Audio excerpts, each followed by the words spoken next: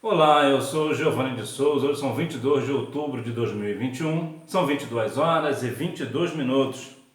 Lição número 13 da classe de adultos. A gloriosa esperança do apóstolo. E nesta oportunidade, antes de lhe dar a resposta do questionário, eu quero dedicar esta aula de hoje a você, professor, que durante todo esse trimestre ficou aqui comigo e nós conseguimos um ajudar ao outro, né, com seus comentários, as suas opiniões. Aqui para mim é muito importante e em especial a você, professor, mas em especial a professora Márcia Rufino, de Maceió, em Alagoas. Muito agradecido por sua companhia aqui. Resposta número 1. O apóstolo viu seu martírio iminente como uma oferta apresentada sobre o altar do sacrifício. Número 2. É uma resposta pessoal. Número 3. O capítulo 5 é a continuidade acerca do assunto da parousia, ou seja, a volta do nosso Senhor, iniciado no capítulo 4. Número 4. Não passaremos pelo período do juízo divino, denominado de a grande tribulação. A igreja de Nosso Senhor será retirada antes do período de derramamento do santo juízo. Número 5. As escrituras sagradas mostram que o derramamento do Espírito Santo em Pentecostes anuncia os últimos dias. Texto áureo. Mas nós que somos do dia, sejamos sóbrios, vestindo-nos da couraça da fé e do amor, e tendo por capacete a esperança da salvação. 1 Tessalonicenses, capítulo 5, versículo 8. A expressão que nós somos do dia refere-se que nós somos da luz e não das trevas. Introdução. A última lição deste trimestre nos mostra que não podemos perder a esperança do céu em meio ao sofrimento e tribulações nesta terra. Essa esperança é a fonte da força dos fiéis que se apegam no que Deus realizou em Cristo Jesus. E a garantia dessa esperança é o fato de que o Espírito Santo nos fortalece, renova e confirma a herança eterna do nosso Deus. Que a esperança do apóstolo Paulo seja a nossa também. Você também tem a esperança que o apóstolo Paulo tinha de ter essa gloriosa esperança, que é a esperança de estar nas mansões celestiais com o nosso Senhor, ou você está um pouco sem essa esperança? Nós devemos ter no céu a esperança. A nossa esperança está em Cristo, e este crucificado e ressuscitado ao terceiro dia. Nós cremos no nosso Senhor e Salvador Jesus Cristo. Então, como ele foi ressuscitado, nós também teremos um corpo glorificado e assim estaremos nas mansões celestiais para todo o sempre. A consciência de Paulo diante da morte. Uma morte como uma oferta de sacrifício. O Espírito Santo que guiava o apóstolo Paulo em tudo o que fez sentir que o tempo da sua partida estava próximo. Nesse sentido, o apóstolo via o seu martírio iminente como uma oferta apresentada sobre o altar do sacrifício. Essa consciência clara de que haveria de padecer pelo nome de Jesus não o permitia ter medo ou frustração diante da morte. Veja que o apóstolo Paulo, ele era guiado pelo Espírito Santo. É o Espírito Santo que guiava o apóstolo. Então, o Espírito Santo fez o apóstolo sentir que estava perto do fim. Será que por alguma razão, quando você está, talvez, devido às circunstâncias da vida, está sentindo que a sua hora é chegada, você está sendo uma pessoa esperançosa? O Espírito Santo tem te guiado para que você realmente tenha consciência, né, de que a sua morte, na verdade, vai ser como se fosse uma oferta de sacrifício? Você tem, de fato, em Cristo Jesus, essa esperança que a sua morte, na verdade, é ganho, né? É lucro para você? Ou você está um pouco inseguro quanto à sua salvação? Muitas das vezes nós falamos que não, eu estou firme com a minha salvação, eu tenho certeza que eu estou salvo. Tem mesmo. Muitas das vezes falamos da boca para fora, mas quando chega a nossa hora, como é que nós ficamos? Como é o nosso comportamento diante da morte? O apóstolo Paulo, ele era muito firme em suas posições e nós também devemos ser da mesma forma, sabendo, né, que nós temos que ter essa consciência diante da morte de que Cristo é a nossa esperança e nós somos sim guiados pelo Espírito Santo. Combati o bom combate. É notória a total entrega do apóstolo, muitas perseguições, provações, injustiças, plantações e confirmações de igrejas. De fato, o apóstolo entregou a sua vida integralmente à causa do Evangelho. Ele combateu o bom combate. Que combate estamos combatendo? Essa causa é a nobre causa do Evangelho? Durante a nossa carreira cristã acontecerá, claro, provações, perseguições, injustiças, calúnias, difamações, mas também haverá as questões de plantações e confirmações de igrejas. Ou seja, durante toda a nossa caminhada, nós também seremos espelho para pessoas. Nós também colocaremos com nossa vida no altar, guiados pelo Espírito Santo, nós seremos também pessoas que vão edificar pessoas e assim as pessoas vão chegar ao pleno conhecimento da verdade, porque nós estamos pregando a palavra da verdade, estamos pregando a Cristo e este crucificado. Nós, para que naquele grande dia, né, quando chegar no nosso final, né, nós possamos também dizer: combati o bom combate e acabei a carreira e guardei a fé, né? Mas que nós venhamos de fato combater esse combate, né, ter de fato a causa nobre do Evangelho, porque algumas pessoas dizem combati o bom combate, mas qual é o bom combate que tem combatido? Muitas das vezes as pessoas levam uma vida de qualquer maneira diante do Senhor e acham que está combatendo um bom combate. A Bíblia diz, né, a Bíblia vai nos falar que aquele que tem amizade com o mundo tem inimizade com Deus. Então é impossível uma pessoa que vive de qualquer maneira ter alguma comunhão com o Senhor, mas nós devemos ter inimizade com o mundo para ter amizade, intimidade e comunhão com o nosso Deus. Gratidão e esperança. Além de combater o bom combate, o apóstolo acabou a carreira e guardou a fé. Mais importante do que começar é a forma como terminaremos a carreira. Aqui nos traz um assunto bem interessante e muito sério, como toda a caminhada evangélica, né? Toda a caminhada cristã, ela é muito séria. E aqui é o final. Quantas pessoas, né, principalmente para você, obreiro da casa do Senhor, é claro que isso cabe para todos, mas principalmente a você que é obreiro da casa do Senhor. Você lembra quando você foi separado para o ministério? Você que tinha aquele amor pelas almas? Você ainda detém esse amor pelas almas? Você ainda é aquele mesmo? Você ainda é o mesmo ou você mudou?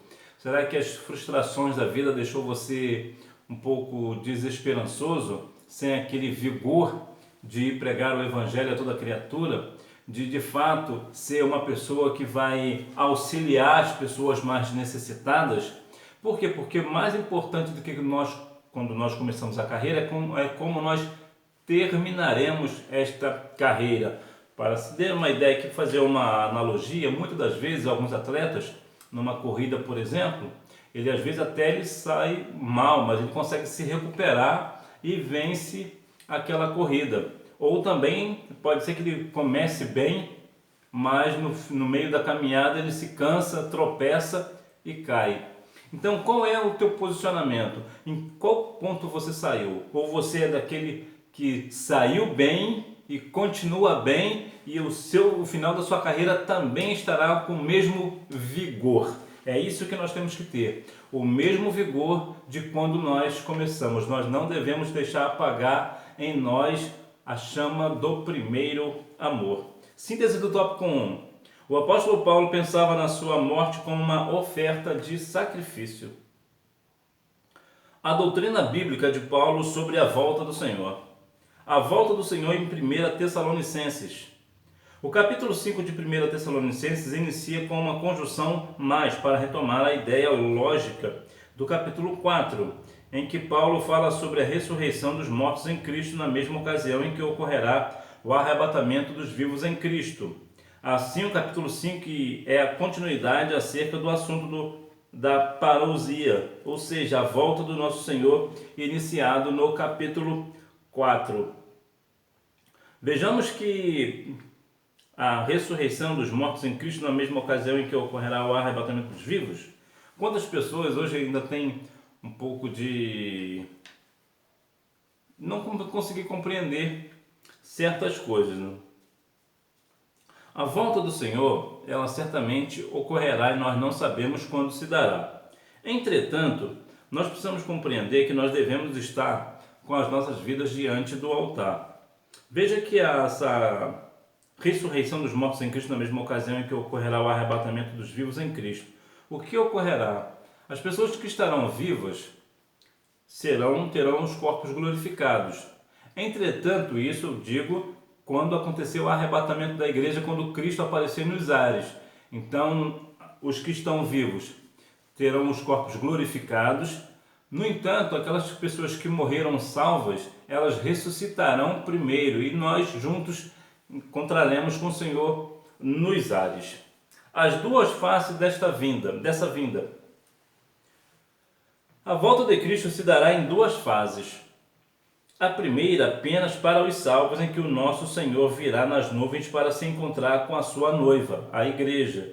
O apóstolo nos mostra que nessa ocasião, os mortos em Cristo ressuscitarão primeiros e os vivos serão arrebatados para estarem com o Senhor nos ares. Essa fase é invisível para o mundo, nenhum olho verá, somente os dois salvos. Entretanto, na segunda fase da vinda do Senhor, todo o olho verá. Bom, para completar, como eu já falei, mas só para ressaltar, quando Jesus vier buscar a sua igreja, o mundo não verá a volta de Cristo. Essa primeira vinda, que nós estaremos subindo, indo encontrar com o Senhor nos ares. As pessoas que morreram antes, dessas que estão vivas e morreram salvas na pessoa de Cristo, elas serão ressuscitadas também com corpos glorificados e todos nós juntos encontraremos com o Senhor nos ares. Então começará aqui a grande tribulação, ou seja, a igreja não passará pela grande tribulação. Então nós estaremos com o Senhor nas mansões celestiais. Quando acontecer, conforme acontece a grande tribulação, no final da grande tribulação, o que acontecerá? A igreja de Cristo voltará com Cristo na terra. O Senhor Jesus com a sua igreja e os anjos. Para quê? Para ele lutar contra o anticristo, ele vai acabar com o anticristo. Então, nesta ocasião, aí sim, todo o olho verá, mas na primeira vinda somente os salvos verão. Sobre a grande tribulação. Não passaremos pelo período do juízo divino, denominado a grande tribulação. A igreja de nosso Senhor será retirada antes do período do derramamento do santo juízo, quando o anticristo instalar o seu governo mundial. Não estaremos mais aqui. Ao final desse período, juntos de Cristo, contemplaremos a destruição do anticristo e do falso profeta no lago de fogo. Esse ensinamento mostra aos Tessalonicenses, bem como à igreja atual, que vale a pena confiar e esperar a volta do Senhor. Então vemos que aqui na grande tribulação, como eu já falei, nós não passaremos pela grande tribulação, né? A igreja de Cristo não passará pela grande tribulação. Então nós precisamos continuar firmes com o Senhor, porque grande será a nossa recompensa. Nós estaremos com o Senhor nas mansões celestiais, e quando ele vir destruir o anticristo, nós viremos junto com ele. Olha que grande honra o Senhor Jesus nos dará. Então que nós venhamos a cada dia mais estar firme, né, confiando plenamente no nosso Senhor. Síntese do tópico 2. A volta de Cristo se dará em duas fases. Primeira somente para os santos, segunda para todos os homens. Dos tempos e das estações até a volta do Senhor. Uma atenção à expressão dos tempos e das estações. Tanto os termos em 1 Tessalonicenses quanto em Atos dos Apóstolos trazem a noção da iminência à volta do Senhor. Por isso devemos viver em vigilância em todo o tempo, não procurando adivinhar datas ou períodos, pois não sabemos o dia nem a hora que o Senhor Jesus há de voltar. Pois bem, muitas pessoas ficam conjecturando, fazendo adivinhações para saber, e usam a palavra de Deus até em questões de números, disso e daquilo, para dizer, adivinhar, tentar descobrir o dia que o Senhor Jesus virá. Jesus disse que somente o Pai sabe. É claro que naquela ocasião, quando Jesus falou que somente o Pai sabia, ele estava falando como homem, então ele não falaria o dia, mas ele sabe, claro que Jesus sabe o dia que ele voltará, até porque a Bíblia diz em João 10,30 que ele e o Pai são um. Então tudo que o Pai sabe, Cristo também sabe. No entanto, muitas pessoas hoje perdem seus tempos, e às vezes até cristãos mesmo querendo fazer especulações, fazer contas disso, contas daquilo, e se somarmos com isso, multiplicarmos com aquilo, se nós pegarmos as 70 semanas de Daniel, conjuntamente com isso, e fazem uma salada para tentar descobrir quando é que Jesus virá. Bom, a Bíblia não menciona quando Jesus virá, nós sabemos que ele virá, e nós não devemos tomar o nosso tempo tentando saber que dia que Jesus voltará. O que nós temos que saber e ter é comunhão com o Senhor Jesus, andar com uma vida de fidelidade e santificação diante dele, para quando ele vier buscar a sua igreja, nós subirmos com ele. Então não adianta as pessoas perderem o valioso tempo que têm tentando fazer conjecturas, né? Nós precisamos estar salvos na pessoa de Cristo, para quando ele vier buscar a sua igreja, nós estejamos preparados, prontos e santificados diante dele. Uma dimensão do Espírito, uma dimensão do porvir. Entretanto, as Escrituras Sagradas mostram que o derramamento do Espírito Santo em Pentecostes anuncia os últimos dias. Ora, o Espírito na vida da igreja é um anúncio de que brevemente o Senhor Jesus voltará. Não por acaso, em Atos 1:11, há esta gloriosa promessa: varões galileus, por que estáis olhando para o céu? Esse Jesus que dentre vós foi recebido no céu há de vir, assim como para o céu o viste ir. O derramamento do Espírito já mostra que já é a última hora, nós já estamos vivendo a última hora. E nós devemos a cada dia estar com o pensamento de que pode ser hoje, pode ser agora a volta do Senhor. Como nós estamos preparados, né? Porque nós não devemos nos preparar para esse dia, nós devemos estar preparados. Quando Jesus vier, nós temos que subir com ele. Então nós não temos que ficar preocupados, eu vou me preparar para a volta. Não, nós temos que estar preparados, prontos. Então veja que muitas das vezes as pessoas perderam a esperança da volta de Jesus. Vivem uma vida dentro da igreja e as pessoas dizem, né? O culto hoje foi maravilhoso. E por que o culto foi maravilhoso?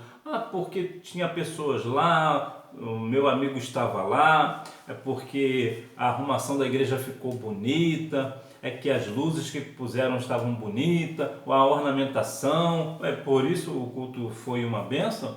Não, o culto que nós prestamos a Deus é um culto de adoração.